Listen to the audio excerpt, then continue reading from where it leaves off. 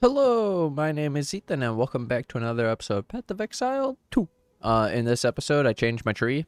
We got rid of the outer pathing. You may have seen a small part of this yesterday, or 2 days ago, where I talked about the tree pattern. But once you do the tree pattern, you realize that the pathing between the nodes is really short, and that you could just do this instead of the outer, and then you could do the 3-point jewel sockets. To the outer, and then there's no other jewel sockets that you're missing, and you would just, yeah. So I found this really cool, that it's like the T pattern, but it's just pathing on the inside, and then we actually path by Hail Heart, this life regenerate node, this cluster. So then I ended up taking all this and the life recovery rate, so we're up to 280 regen. When you Font of Blood, 480 regen. When you Leap Slam with a Consecrated Ground from landing, 980 regen. So it's really sick. I really like the recovery. We've really scaled this up. It was so little before, and then like that's a really significant amount, because you have to think about it. It's more than the flask. It's more than the flask per second. It's pretty crazy, but yeah, it's obviously only during the Leap Slam and the Orb of Storms, but the Orb of Storms at least lasts 14 seconds. So then, wanted to also show that I changed some stuff. Well, the pathing changed, so we saved a lot of points, and then you get to do this better, and you get to invest in this, and you don't really lose many points. Okay, and then the other thing is I actually changed a Megalomaniac. I had a Mega for Endless Blizzard and like 35 attributes, so now I have Hard to Kill, which was my anoint that I was using. I changed from the move speed anoint to that, and now I changed from Hard to Kill to Endless Blizzard, so I'm anointing this, and then I get the Hard to Kill through the jewel, so I don't have to anoint it. And then the other anoint was increased attributes 10%, and these are our attributes, so we basically have like 600. That's with the 10%, obviously, so with the 10% of 600 could be like 60, but it's obviously not as much because it's already including the 10%, but just, yeah, it's pretty close to 60, so it's way more attributes than the old one. And then that's actually this node, Polymathy, which reminds me of the Astromantis. And then, yeah, it's 5 points after you take this jewel socket. So it's a really insane node, and it's really powerful to have this on a jewel. The only thing is I took my dex higher than I needed technically, but then I was able to wear a 57 dex glove instead of only 51, which was actually nice for getting this really nice glove. And I actually had extra dex where I had a jewel that was giving me dex. I ended up not needing it anymore. So then people ask like where I get the dex. It's just the ring with all attributes and the ami with dexterity. The all attributes gets multiplied by the ingenuity, and then like this is all my dex. Yeah, along with obviously the increased dex from this thing now. But yeah, I figured since it's been a while since I've gone over the build, I'm gonna quickly go over everything for people who don't know every single piece in my build. So, it's a +4 trench timber, rolls 1 to 3, corrupted into a 4. You have the +2 helmet with 170 life, so +2 minion skills helmet, 170 life. It has some res, but mainly it's for the corruption with the extra +1, so it's a +3 helmet. +3 ami with life, increase max life, and then attributes, and some regen rate. But yeah, the +5 to minion skills with the allies 20% cast speed, and then the spirit. The mana is nice, but it's extra. It was for my mana setup. I still haven't changed it.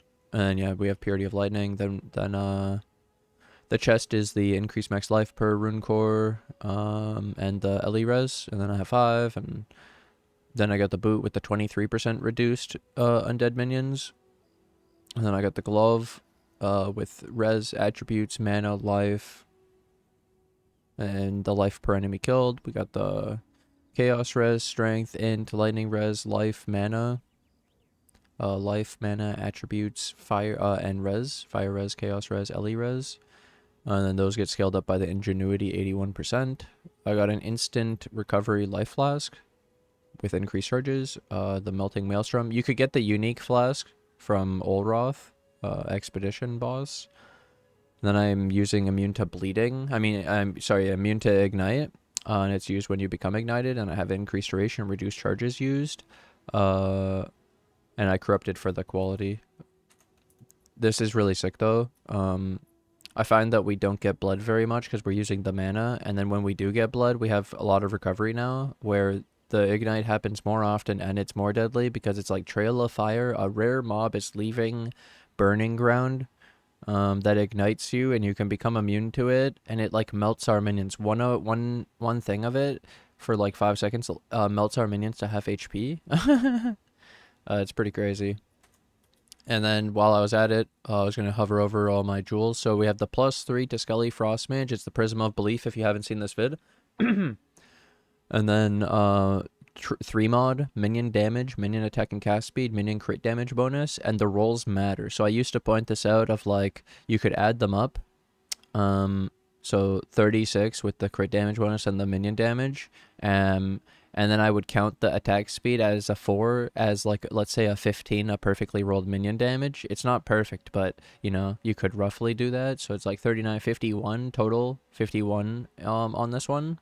And then this one, yeah, you could keep doing it for each one. Then there's actually another prefix you can actually hit, minion accuracy rating, which is kind of nice for our dog to actually be able to attack, because he does have accuracy, so scaling accuracy rating through the jewels can be helpful for your dog to be able to bleed and poison and hit to be able to ignite. So I have this minion accuracy rating. Then it's just the minion attack and cast speed, crit damage bonus, minion damage. I showed my Megalomaniac. Then I have minion damage, attack and cast speed, crit damage bonus with Maim. I have cannot be hindered on the against the darkness with the spirit. Big notable spirit. Have a vid on that too. 5 mod, so I mentioned how you could hit the extra prefix. Well, what about an extra suffix? Have both crit mods and attack and cast speed. It's a disgusting jewel. It's technically possible, but it's really, really rare. The Corrupted Blood on our 3 mod. Then another minion accuracy rating one with the other mods. Disgusting. Then I have a Chaos Res Corrupted one.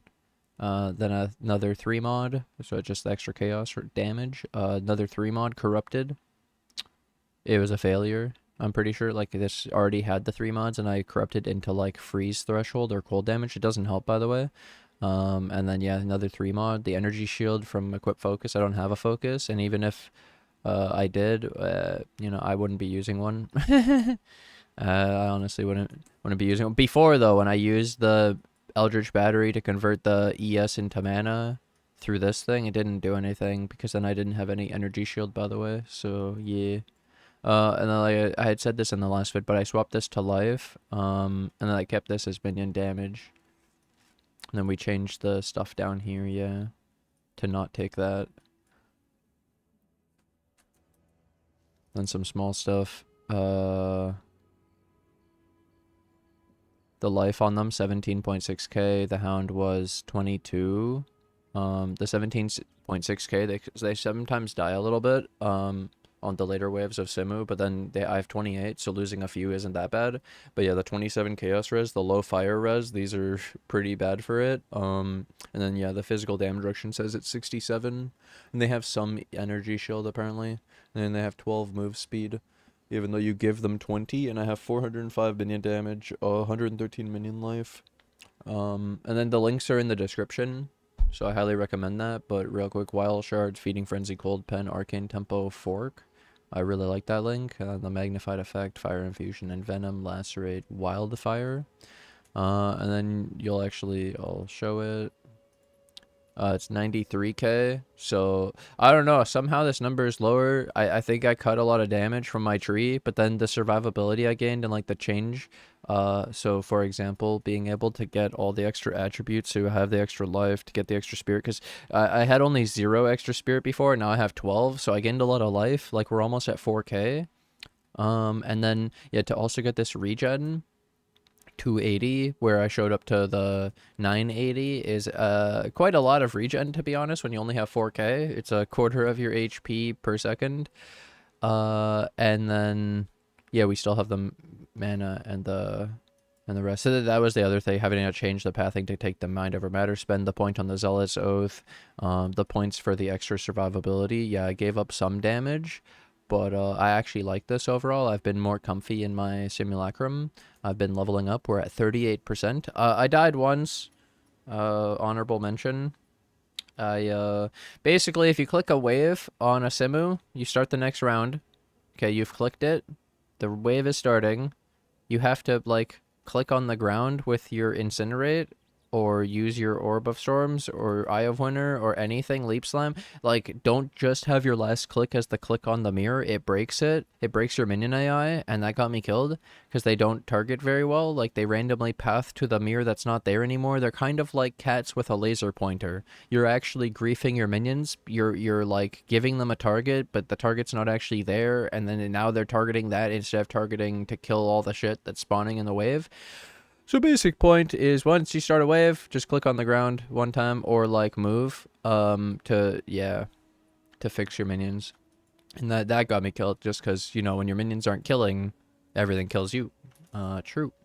Well, I like going over everything. This was pretty sick. Update everybody, and then that's our ascendancy. We only take the 3% life, so you don't take the extra reservation out. Don't want the mana, the ES, but yeah. And then some will ask, why did I buy a mirror? Well, I was farming up. We're doing Simu, we're printing. I bought a mirror. It cost me, I was going to mention it, like show it, but 872. I bought it for 872. So you can see that I probably paid a little bit more than I could have if I waited, but it was also, as I waited, the price just kept going up, and this is just the gap.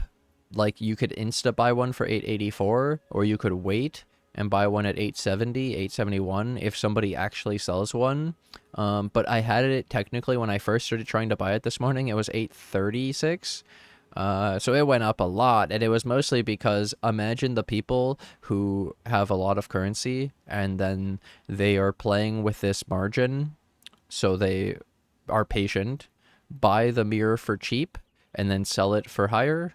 They just flip mirrors probably, and so they're playing with this gap, where I was just trying to get my first mirror, so it's fine. But when you're trying to make profit off of it, you have to get it cheaper than the going price, so then you can actually profit from it, even if it took some time. So then you're like the banker, right? You're like, or you're like the vendor, you're like the trader, yeah.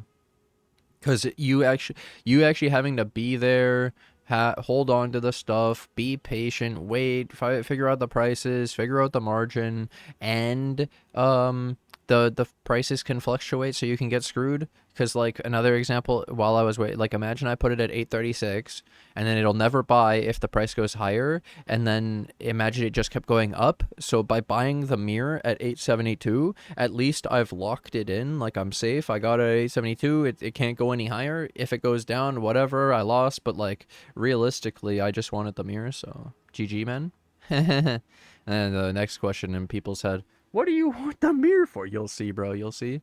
New vid coming soon. But yeah, it was super neat to do this, where I could totally see how it was basically probably like, imagine one dude with enough currency was just trying to get a good margin, and then I keep undercutting him by one, so he had to keep raising his so that he would buy the next cheapest mirror, and then I kept raising mine to buy the next cheapest mirror, and we raised each other all the way from 836 all the way to 872, and then right after I bought mine, look, it's cheaper again. Technically, I could put like 857, so if that 871 sells, then the next one would be 857, and then you'd have like a gap of 25D.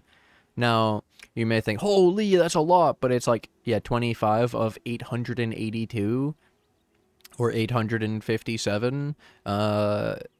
It's not that big of a percent, where you'd have to do so many of these to actually be like printing. But like, technically flipping one mirror with like a 20 something div profit would be huge for people if they did that once or twice a day.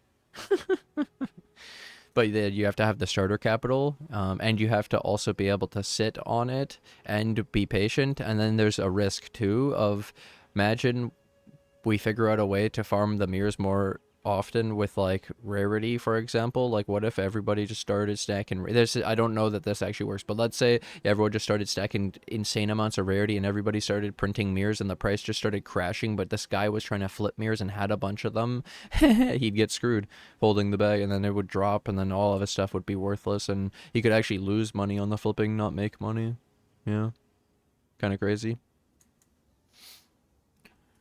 But yeah, going over everything. I hope this helps people who are following the build and were wondering about a bunch of the stuff. I went over everything in 11 minutes. It was pretty good, and then should be helpful because there's really I feel like there's not that much for people to get caught up on, and I've been showing everything so they can definitely follow. And hope you guys have been enjoying the vids. Hope you've been enjoying PoE 2. Hope you've been enjoying my simulacrum farming on stream. We'll return to mapping eventually, but I really like the simulacrum. Well, either way, stay tuned for the mirror spending. And I'll take this opportunity to thank my Patreon and YouTube members who financially support the channel. Thank you to Rico, David, Hannes, Cynic, Joe, Salad, Austin, Alex, Johan, and Hate. Thank you guys so much for the support. I'll see you guys in the next episode. Bye.